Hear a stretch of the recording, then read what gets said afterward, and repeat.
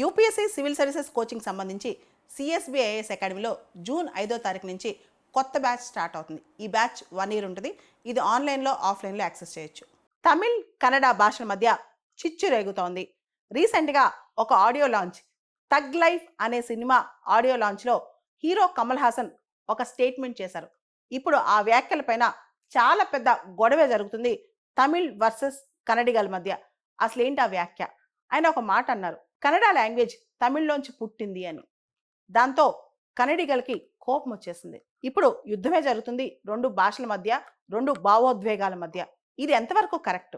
Tamilians ప్రకారం క్లాడ్వెల్ అనే ఒక గొప్ప వ్యక్తి ఎవరైతే రీసెర్చ్ చేశారో లాంగ్వేజెస్ మీద, ఆయన చెప్పారంట ఈ తమిళ్లోంచే కన్నడ పుట్టిందని చెప్పి. ఇది తమిళియన్స్ బిలీవ్ చేస్తారు. అయితే కన్నడిగలు మాత్రం దాన్ని బిలీవ్ చేయరు. ఓవరాల్గా ద్రవిడియన్ లాంగ్వేజ్ సంబంధించి అన్ని సిస్టర్ లాంగ్వేజ్ అని అంటుంటారు అనమాట.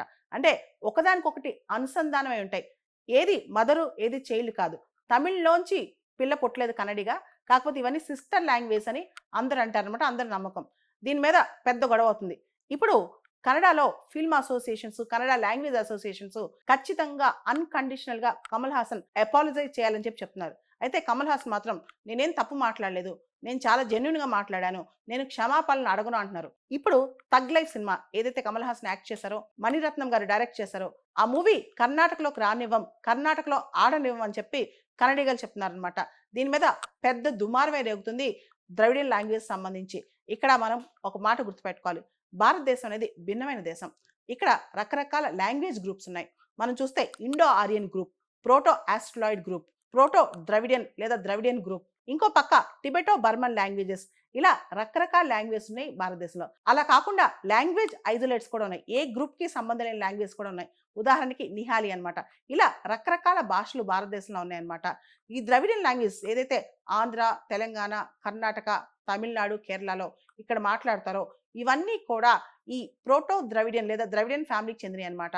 దీనిలోంచి ఆఫ్ షూట్స్ రకరకాల భాషలుగా ఏర్పడ్డాయి.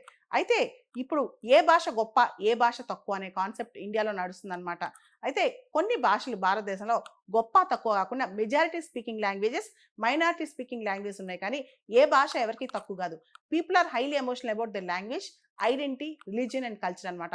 అలాంటి ఎమోషన్స్ వచ్చేటప్పుడు ఎక్కడికక్కడ మనం తగ్గి మాట్లాడాలి. అంటే ఏ కల్చర్, ఏ భాషనే, అది చిన్న భాష అయినా పెద్ద భాష అయినా, దేనిలోంచి ఏది పుట్టింది అనే విమర్శలు మనం చేయకుండా. ఎందుకంటే ఒరిజినాలిటీ అనేది ఎవరికీ తెలియదు. దీనిపైన చాలా హిస్టారికల్ రీసెర్చ్ జరగాలి. జరిగినా అది ఎంతవరకు కరెక్టో, దాని ఇంటర్ప్రిటేషన్ ఏంటి ఎవరికి తెలియదు. కాబట్టి ఇలాంటి స్టేట్మెంట్స్ ఇచ్చే ముందు మనం చూస్తే కనుక కర్ణాటక, తమిళనాడు మధ్య ఇలాంటి గొడవలు ఈసారి తొలిసారి కాదనమాట. ఇంతకుముందు కావేరీ రివర్ వాటర్ ఇష్యూ అప్పుడు కూడా చాలా పెద్ద గొడవ అయింది. అంతకుముందు వీరప్పన్ టైంలో కూడా చాలా ఇష్యూస్ అయ్యాయి అనమాట.